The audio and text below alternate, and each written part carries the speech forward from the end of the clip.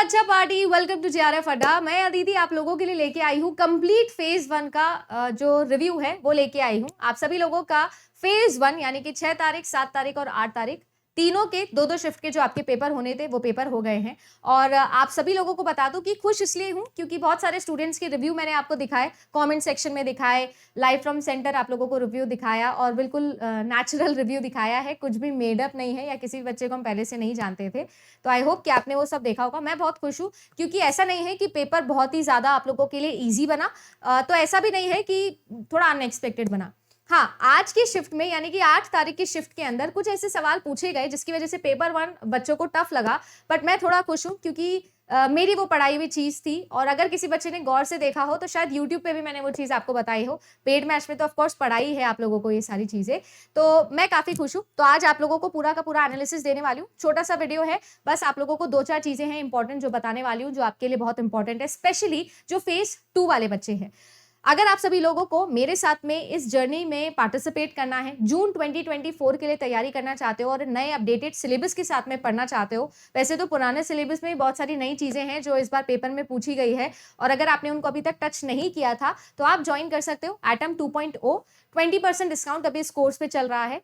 ये आप लोगों का पेपर 1 हो गया, पेपर 2 हो गया, पेपर 1 प्लस पेपर 2 हो गया, सब कुछ अवेलेबल है। इस बार पहली बार मैं खुद के अपने हैंड रिटन नोट्स आप लोगों को प्रोवाइड करूंगी, पेपर 1 के भी, पेपर 2 के तो देते ही है, पेपर 1 के भी दूंगी। तो ये दोनों पैकेजेस भी आप लोगों के लिए अवेलेबल होने वाले हैं इस बार के कोर्स में। चलिए अब मैं बात करती हूँ रिव्यू पे। देखो, अगर मैं आप लोगों को 1 वर्ड रिव्यू दूं तो आप लोगों के लिए डे 1 की मैं बात करती हूँ। डे 1 से मेरा मतलब है 6 दिसंबर, ठीक है। डे 2 की भी बात करूंगी तो डे 2 जो है वो मेरे लिए हो गया 7 दिसंबर और हो गया मेरे लिए डे 3 जो कि है 8 दिसंबर। ठीक है बच्चा, तो मैं आप लोगों को यहाँ पर बताने वाली हूँ कुछ ऐसी चीजें जो मैंने ऑब्जर्व करी है। अगर आपने पूरा एनालिसिस देखा है तो भी आपने ऑब्जर्व करी ली होगी। 6 दिसंबर को अगर मैं बात करूँ तो जो आप लोगों का पेपर 1 है उसका लेवल रहा था इजी, ठीक है। अगर मैं बात करूँ तो ये जो पेपर 1 लेवल है आप लोगों का, ये फिर से रहा इजी टू मॉडरेट। और जो आप लोगों का पेपर 1 का लेवल रहा 8 दिसंबर को, स्पेशली शिफ्ट 2, तो मैं ये कहूंगी कि आप लोगों के लिए था ये कंपैरेटिवली हार्ड इसलिए बोल रही हूँ क्योंकि सारों ने तो पढ़ाई उस अकॉर्डिंग की नहीं होगी। जैसे फॉर एग्जांपल मैं आपको बता दूं कि आप लोगों के लिए डेटा इंटरप्रिटेशन डीआई के अंदर जो है वो पब्लिक एडमिनिस्ट्रेशन वाली शिफ्ट में 2 टेबल्स गिवन। आप सभी लोगों को आईसीटी के अंदर नंबर सिस्टम पे तो सवाल बना, वो तो मैम 1 में भी बना था, 2 डे पे भी बना था। इसमें ऐसा क्या खास है? खास ये है कि आधे बच्चे 16 बोल रहे हैं बट आधे बच्चे ये भी बता रहे हैं कि मैम बेस 6 का सवाल पूछ लिया गया। बेस 10 के अंदर एक क्वेश्चन था और उसको बेस 6 के अंदर कन्वर्ट करना था। अब मैंने तो आपको ये चीज सिखाई है कि किसी भी एक बेस से किसी दूसरे बेस में जाने के लिए क्या करना पड़ता है। हिंदी में लिख के ट्रिक भी सिखाई थी, आज सर्च करना आप यूट्यूब पे video number system by Aditi ma'am in ICT, तो आप लोगों को मेरा वीडियो मिल जाएगा, पहला वीडियो। उसमें मैंने आपको बताया था from any base to any base जा सकते हो आप। अब बड़े बेस से छोटे बेस में जाना होता है तो एलसीएम, नहीं तो उल्टा मेथड, वो सब बताया था। एनीवेज मैं ये बताना चाहती हूँ कि इस टाइप के सवाल आप लोगों के पेपर में बन गए। ज्यादातर सवाल जो आपके तीनों ही दिन बने हैं वो आप लोगों के बने हैं बिल्कुल लेंदी इसलिए बोल रही हूँ, सारे के सारे स्टेटमेंट वाले, ठीक है। सारे के सारे ऐसे सवाल कि बच्चे के मजबूरी 60 से ज्यादा मिनट लगेंगे पेपर 1 में, जिसकी वजह से पेपर 2 छूटेगा।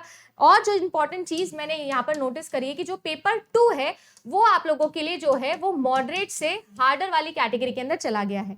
पेपर बैलेंस्ड है, पेपर में ऐसा नहीं आउट ऑफ द बॉक्स कुछ पूछा गया है, बट ऐसा नहीं कह सकते कि बहुत सारा प्रीवियस ईयर क्वेश्चंस बेसिस पर पेपर आया है, जो कि यूजुअली एनटी का बड़ा यूएसबी रहता है। इस बार टॉपिक भले ही उसने लिए हो प्रीवियस ईयर का, उठा लिया होगा कोई टॉपिक, और जो फ्रेमिंग है क्वेश्चन की वो नए तरीके से की गई है।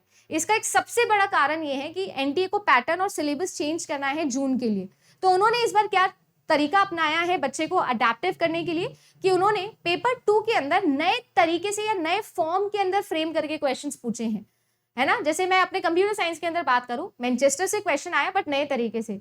आप लोगों के लिए प्रेडिकेट लॉजिक से सवाल आया बट यूनिवर्स ऑफ डिस्कोर्स के अंदर, मतलब फ्रेमिंग अलग है, ना गेट में आई हुई है ना नेट में आई हुई है, बट अलग तरीके से आपको फ्रेम करके पूछा गया। वेयर एज जो आपका शिफ्ट 2 था, यानी कि दिसंबर की मैं बात करूं 8 दिसंबर की, तो इसके अंदर पेपर 2 इजी बता रहे हैं, है ना। इसके अंदर बच्चों ने मुझे बोला कि मैम पेपर 2 इजी था, पेपर 1 थोड़ा टिपिकल हमारा आया था। तो ये था लेवल वाइज जो बहुत सारे बच्चों के हिसाब से मैं बता रही हूँ।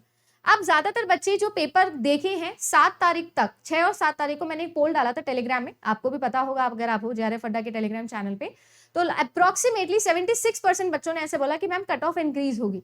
ठीक है, बच्चों ने ऐसा बोला है। मेरे हिसाब से परफेक्ट बैलेंस्ड है आप लोगों का पेपर, और मेरे हिसाब से कट ऑफ में ज्यादा चेंज आपको देखने नहीं मिलेगा। ऐसा नहीं होगा कि जैसे 2023 फरवरी में हुआ कि बहुत ही ज्यादा चली गई, मेरे हिसाब से ऐसा नहीं होगा।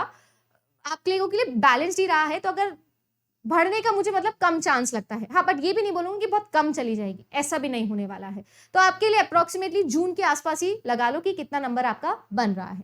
तो ये चीजें हैं जो मैंने कुछ नोटिस करी, आपको भी बता दी है। साथ ही साथ मैं आप लोगों को ये बता दूं, कुछ कुछ चीजें हैं, कुछ कुछ ऐसे टॉपिक्स हैं जो आप लोगों को रिवाइज करने हैं।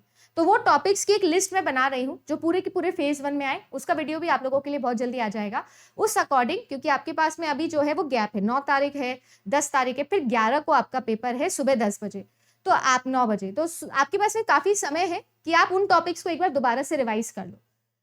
टॉपिक्स आपके शिफ्ट में भी रिवाइज हो रहे हैं, मतलब रिपीट हो रहे हैं। जैसे कि डे 1 है तो शिफ्ट 1 में जो टॉपिक्स पे क्वेश्चन आए, शिफ्ट 2 में भी उसी टॉपिक पे क्वेश्चन आ रहे हैं, है ना। तो टॉपिक्स रिपीट हो रहे हैं, ये भी आप लोगों को देखना है। इस बार स्क्रॉलिंग के अंदर भी प्रॉब्लम आ रही है, बट इतनी ज्यादा नहीं आ रही जितना यूजुअली आपने 2021-22 में देखी थी, उतनी ज्यादा नहीं आ रही है, बट स्क्रॉलिंग का इशू है।